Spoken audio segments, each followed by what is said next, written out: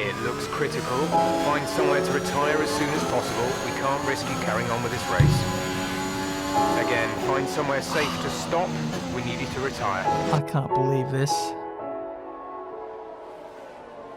We're out. We're out of the Grand Prix. We might be out of the championship. Terminal failure.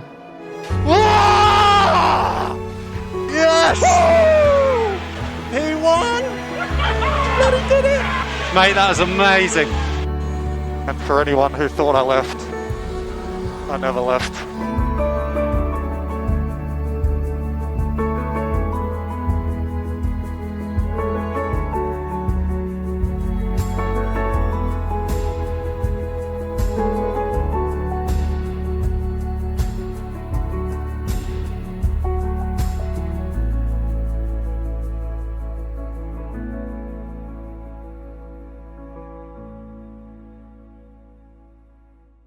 What is up, guys, and welcome back to an F1 video. We've had a week's break. We've been on holiday in Gran Turismo 7 land, but today we're back to work. We're back to career mode for Redemption Day. Last season, it's a race that still pains me to this day. Losing the driver's title in the final race, tied on points with Daniel Ricciardo. We are making sure that that doesn't happen today. We are gunning for redemption. We want to win today. We are closely tied with Max Verstappen in the driver's standings today. We want to consolidate that position in the standings we have. We want to keep taking the fight to Red Bull and stay in the hunt to win this championship. We currently lead by 10 points. But this is our first driver's title. We haven't won yet. We're coming towards the end of this game's life cycle, and there is a risk that we're not going to be able to win the driver's championship.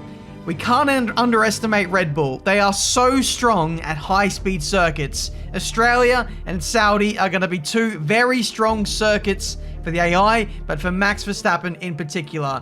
Let's discount the 6 wins in 7 races that I've had. That form might change today. We've got to stay on the ball and not underestimate these guys.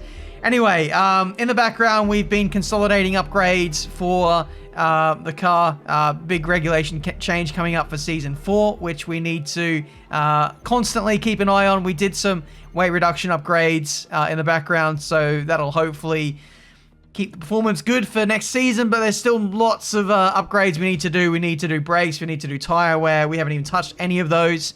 And we need to shore up drag reduction and aero. Many things we need to do. But yeah, that's where the teams stand in the performance index. I think only AlphaTauri and maybe Alpine improving on the performance index. Anyway, into Friday practice. Trying to earn those crucial resource points, but it's been a real struggle in Friday practice. It's, very, very tough to beat the AI at this stage of the game's life cycle, and as such, it's very tough to beat the target times that the game sets for you at the same time. So, myself and Ant Senna outside the top 10 in Friday practice, pace not looking strong at a time we can ill afford to be uncompetitive. So, lots of worries as we head into qualifying for this Australian Grand Prix, but we have some setup adjustments to make, which will hopefully make us stronger. We're going to increase the aero, we're going to lower the tyre pressures, and hopefully with a fresh attitude on Saturday morning, we'll be able to turn up with a package that can fight with the best in Formula One.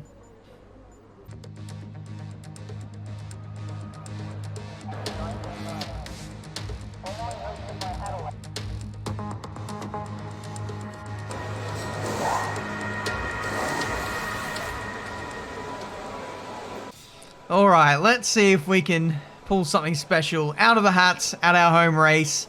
They say that having the home crowd behind you gives you an extra 10th.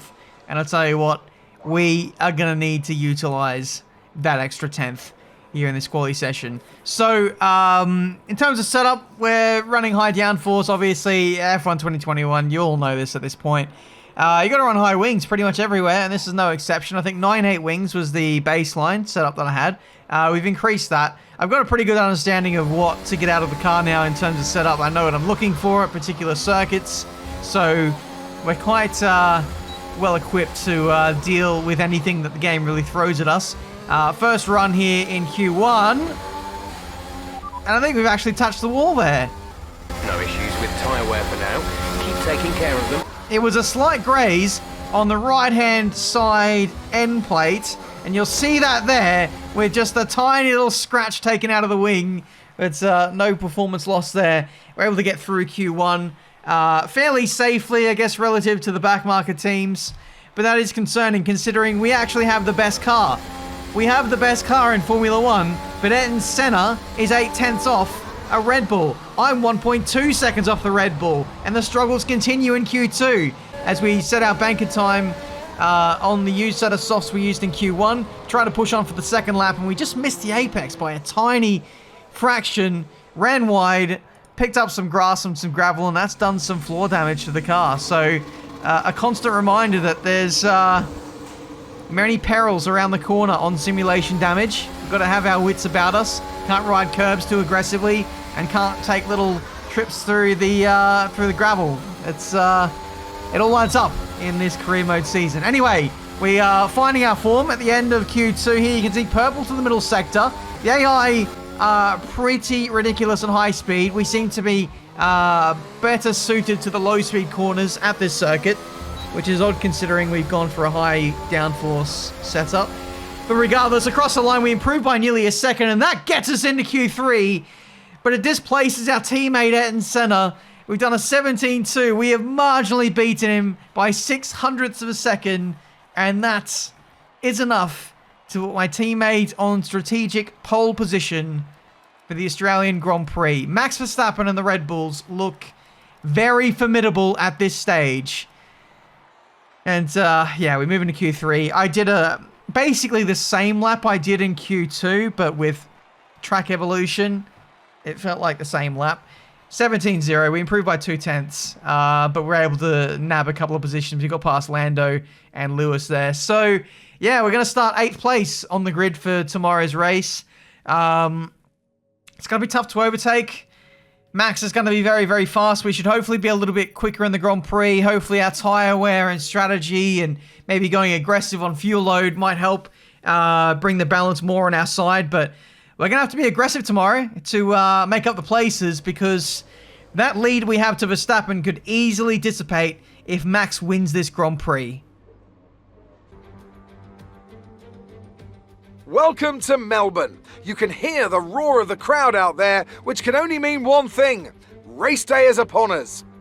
And our racers are certainly in for a rough day today. What will you be watching for as they go down into turn 1? Well, the start of the race is always one of the most nerve-wracking parts. You have to hope that everyone is able to get off to a clean start, and this is possibly the trickiest part of the entire race. So many drivers in such a small space, and finding your braking point into turn 1 as well. It's a testament to the driver's skill that there aren't more incidents.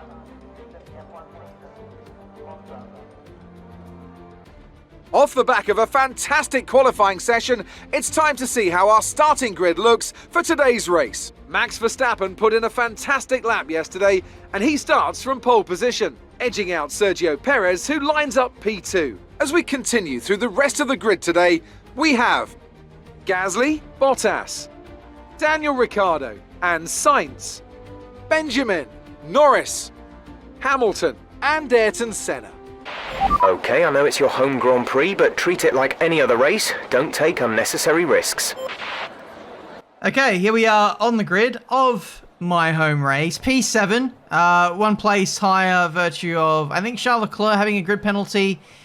He's starting right at the back. So, locked into the default strategy, that being the softs. We're probably going to switch to the mediums. And then we'll just weigh up how the soft behaves over the course of the stint.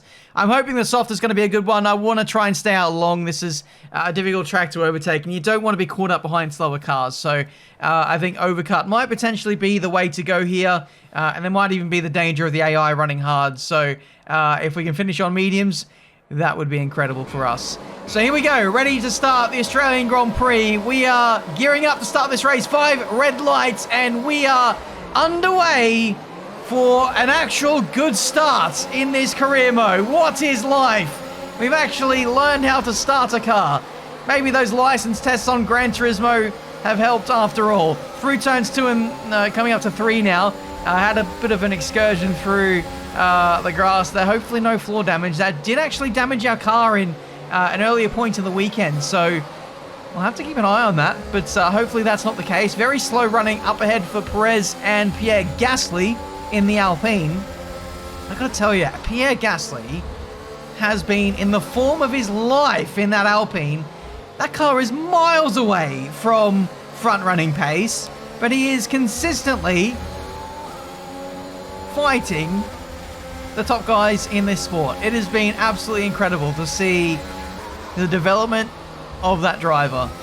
Who knows, might be an outside chance of being at my team if Daniel Ricciardo spontaneously retires at the end of this season. Up the inside, and he might retire after this season if we can embarrass him here. Around the outside at turn 4. We gave him the big squeeze. Jeff's happy, but I'm not too sure the other aerodynamicists will be too happy about that one. A little bit of contact on the left side of the car.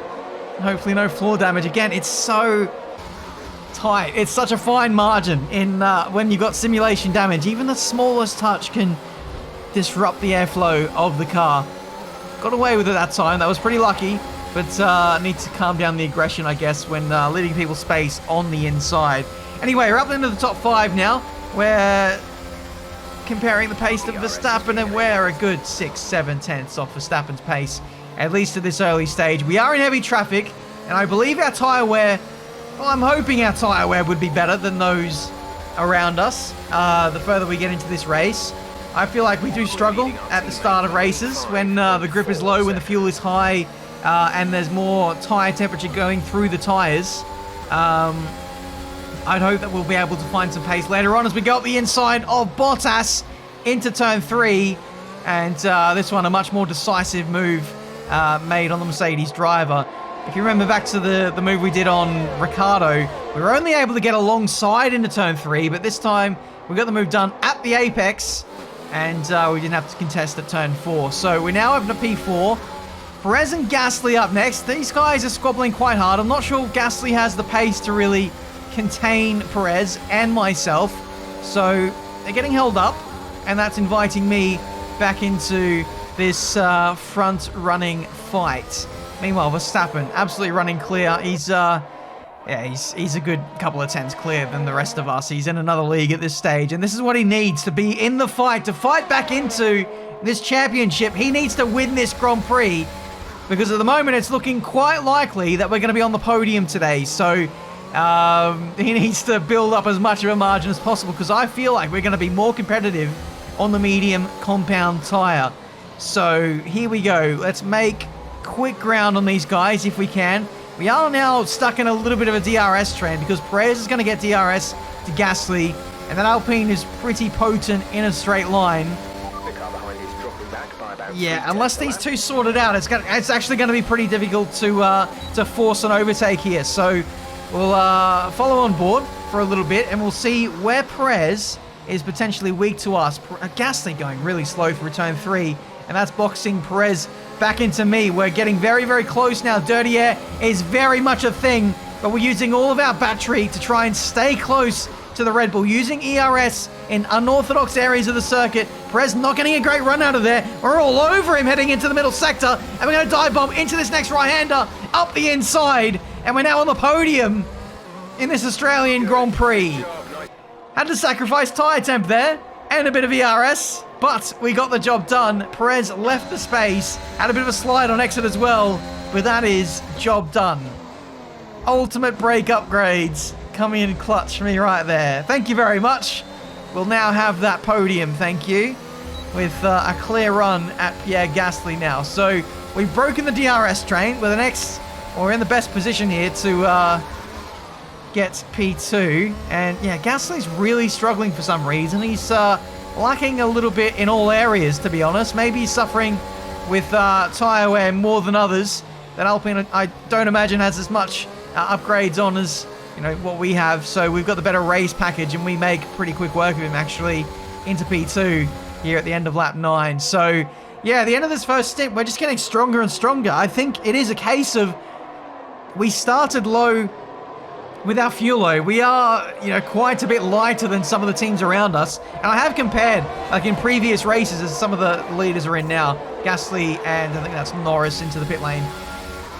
The AI like to start with more fuel than us. We like to start with a lot less. And I think we have a bigger disparity by the end of the race because they, I think, are even better at saving fuel than us. So they end up with too much fuel at the end. So I think that might be part of the problem here for the AI. They're over-fueling and they're not being aggressive enough. They're not being on the ball enough as compared to us. We are going aggressive here and we're going for an undercut onto the medium compound tyres. We were told to pit on lap 11. Actually, we got told to extend to lap 12, but we're coming in 2 laps early here for medium compound tyres. Some of our rivals are actually switching to hard compound tyres right now. So Pierre Gasly, everyone who stopped last lap, and including this lap, they're all on hards. So their pace relative to us is actually going to be rubbish for the next 10, 15 laps. So, well, Max Verstappen's out of the Grand Prix. Our championship rival, our only competitor in this race, the only man we had to catch, is now out. And we might effectively have the lead of the Australian Grand Prix. 1 season on from when this happened to us and took away our hopes of winning the championship. Today, this might be our saving grace. That might be the championship right there. Safety car has been deployed. The Red Bull of Sergio Perez is actually going to get a free pit stop here. My teammate Ayrton Senna, who's on hard compound tyres and is staying out long, has opted not to box. So my teammate is going to get the lead of the Grand Prix here. But Sergio Perez effectively will have the lead once this all shakes out. Who's going to get the lead here? Ayrton round the outside. He goes through the Red Bull, literally through the Red Bull at turn 1. And I'm not sure if that's under yellow flags or not because that was past the pit lane exit. Sergio Perez isn't happy as he's riding on his gearbox pretty much. And my teammate leads the Grand Prix, but he's got a 5-second penalty. 5-second penalty for my teammate Ayrton Senna, and that is for ignoring yellow flag. Overtaking under yellow flag at turn 1. It was past the pit exit line, and he's going to have to serve that stop-go at his next pit stop. So Senna has made a massive blunder. He might lead the race, but he's now got to stop under green flag running in the next, I don't know, 10 laps. He's going to be last, especially with that 5-second stop go as well to pile onto that. So Senna really should have boxed under safety car and rejoined mid-pack on fresh mediums, or mediums would have been the way to go.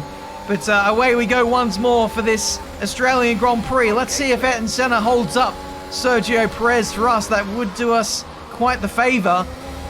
But if anything, I kind of want to do a favour for Ayrton Senna here. I want to get into the lead of this Grand Prix. I want to overtake Perez and then maybe see if we can let Senna run away and rejoin quite close to the points paying positions, because I need this guy to help me in the Constructors. We need P2 in the Constructors. So we'll see what we can do.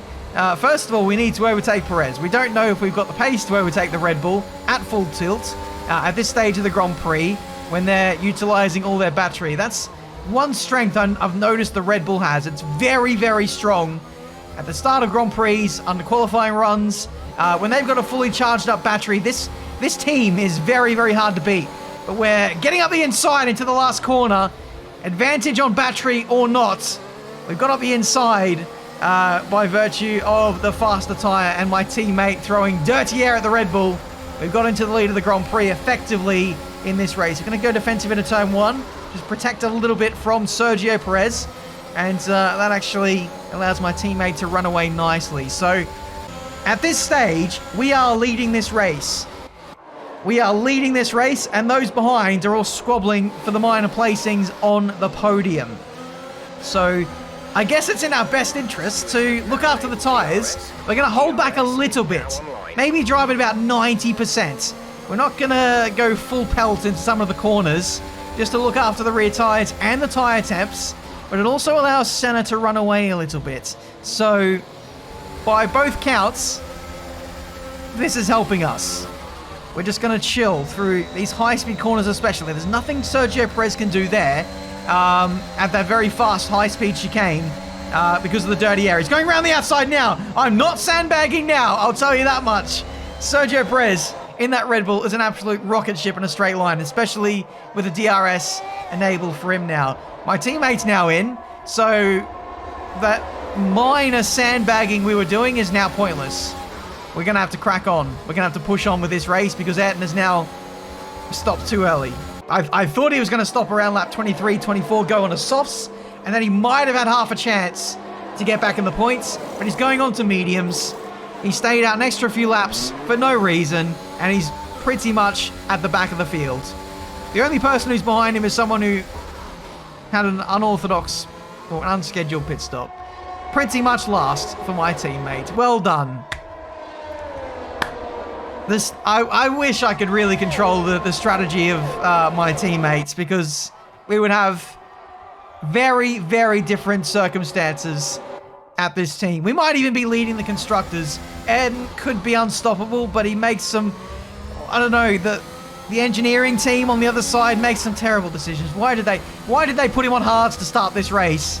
Why? Just why is the theme of this season and seasons gone by. My teammates have really been nerfed by poor decision making. If only in future we could change that. Anyway, Lance Stroll is out of the Grand Prix. Engine failures being the topic of the day. Max Verstappen having one, Lance Stroll the other, and then us, of course, last season. It is a sticking point. Trying to stretch your current allotment of engines to the end of the season. It's certainly not easy, and that's not something we're going to have to worry about too much as we took our pain earlier on in the season. Now, back to this race. We've been cruising pretty much, but we're starting to push the limits a little bit more now. Lap 27 is our first lap where we're really pushing quite hard to go for a fastest lap. There are currently some people who've gone fastest on soft compound tyres. Charles Leclerc is one of them. Yuki Tsunoda, another who's been in like the 19s. So we're going to see if we can get as close as possible to that fastest lap. We've done a 20.0, but I believe that might have been a little bit earlier on mediums. We were very fast on softs at the start. I've been surprised by, I guess, how average the medium compound tire has been. We improved massively to do a 19.3, and that's more representative of our pace.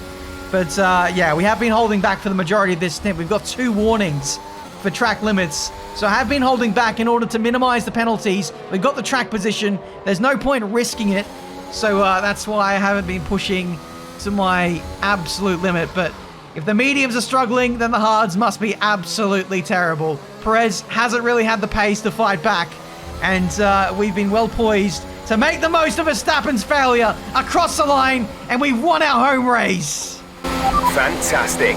You've won the Grand Prix. Redemption is had from Season 2, where we lost the championship at this very venue. The championship might be ours now. Another superb Australian Grand Prix comes to an end, and it's a thoroughly deserved victory. Tell me, Ant, how did they manage to achieve this win? Without a doubt, the safety car changed everything today. The key to their success was keeping calm and reacting to the situation quickly. We've seen teams in the past throw away wins because they were too hesitant, but here they were decisive, and that's allowed them to take the advantage.